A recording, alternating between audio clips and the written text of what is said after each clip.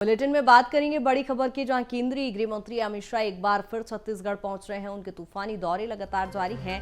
आज जशपुर रायगढ़ में चुनावी दौरा करेंगे और आपको बताते चले बगीचा में आम सभा को संबोधित करेंगे। जशपुर पत्थलगांव में रोड शो करते नजर आएंगे और रायगढ़ और चंद्रपुर विधानसभा में रोड शो करेंगे। जहां आपको बताते चले केंद्रीय गृह मंत्री अमित शाह का लगातार छत्तीसगढ़ में दौरा दिखाई पड़ रहा है और आपको बताते चले शुरुआत से ही छत्तीसगढ़ में बीजेपी का केंद्रीय नेतृत्व सक्रिय नजर आया है। राष्ट्रीय स्तर के नेताओं का दौरा लगातार हम देख रहे हैं और ऐसे में केंद्रीय गृह मंत्री अमित शाह एक बार फिर छत्तीसगढ़ के दौरे पर पहुंच रहे हैं। आपको बताते चले पहले चरण का मतदान 7 नवंबर को हो गया है। बची हुई सीटों पर 17 नवंबर को दूसरे चरण का मतदान होना है और ऐसे में अब बीजेपी एक बार फिर सक्रिय नजर आ रही है। बची हुई सीटों पर लगातार चुनाव प्रचार किया जा रहा है, जहां प्रधानमंत्री नरेंद्र मोदी से लेकर केंद्रीय गृह मंत्री अमित शाह छत्तीसगढ़ पहुंच रहे हैं, दौरा कर रहे हैं और एक बार फिर केंद्रीय गृह मंत्री अमित शाह छत्तीसगढ़ पहुंच रहे हैं। और इसी पर ज्यादा चर्चा के लिए रायपुर से दामिनी हमारे साथ जुड़ गई। दामिनी, क्या कुछ जानकारी? एक बार फिर गृह मंत्री अमित शाह छत्तीसगढ़ पहुंच रहे हैं।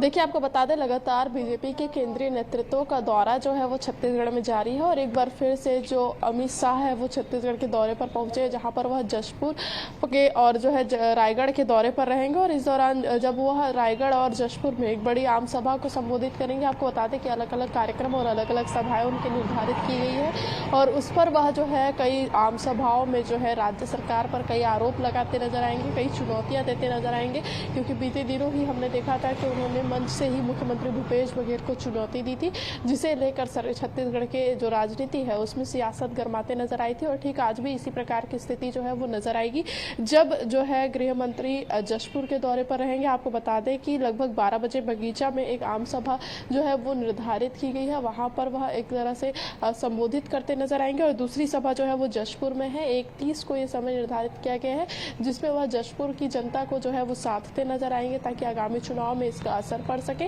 और तीसरी सभा जो है वो चंद्रपुर में है और पत्थलगांव में है। तो इन चारों जगहों में जो है वह बेहद ही खास उनकी यह सभा होने वाली है। तो इन जगहों पर वह आज बड़ी आम सभा को संबोधित करने के साथ साथ जो आगामी दिनों की चुनावी प्रचार प्रसार है उसे भी करते नजर आएंगे, क्योंकि चुनाव में जो प्रचार प्रसार के लिए ज्यादा दिन शेष नहीं रह सके हैं और ऐसे में प्रत्याशी के पक्ष में माहौल बनाते गृह मंत्री अमित शाह आज नजर आ सकते हैं।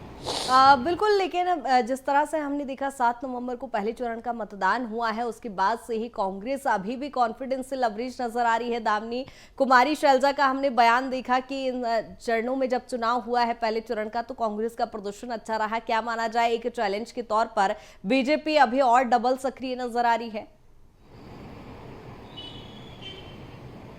देखिए, हमने जिस प्रकार से देखा था कि प्रथम चरण का जब चुनाव हुआ उसके ठीक शाम को जो है पूर्व मुख्यमंत्री डॉक्टर रमन सिंह ने प्रेस कॉन्फ्रेंस की और उन्होंने दावा किया है कि वह 20 सीटों में से जो अधिकतम सीटें हैं उस पर वह जीत कर आ रहे हैं और इस बार रायगढ़ से माफ कीजिएगा राजनांदगांव से भी भारी भरकम रिकॉर्ड वोटों से जो है वो जीत दर्ज करने का दावा उनके द्वारा किया गया और साथ ही जश्न का माहौल जो है वो बीजेपी कार्यालय में देखने को मिला, जिसे लेकर कुमारी शैलजा का भी पलटवार आया कि लोग जो है इसी प्रकार का जश्न मनाए। लेकिन कांग्रेस जिस प्रकार से काम की है उन्हें यकीन है कि कांग्रेस जो है वो पूरी सीटों पर आएगी और भारतीय जनता पार्टी की एक भी सीट जो है वो नहीं रह पाएगी। तो तमाम बयानबाजी तो देखने को मिल रही है, लेकिन दोनों ही पार्टियों का ये दावा है कि वह ज्यादा वोटों के साथ जीत रहे हैं। अब देखने वाली बात ये कि जनता जनार्दन का क्या कुछ मूड रहता है, किसे वह कितने वोटों के साथ जिताती है और सत्ता में वापसी कराती है। बिल्कुल दामिनी, बने रहिएगा तमाम जानकारी के साथ।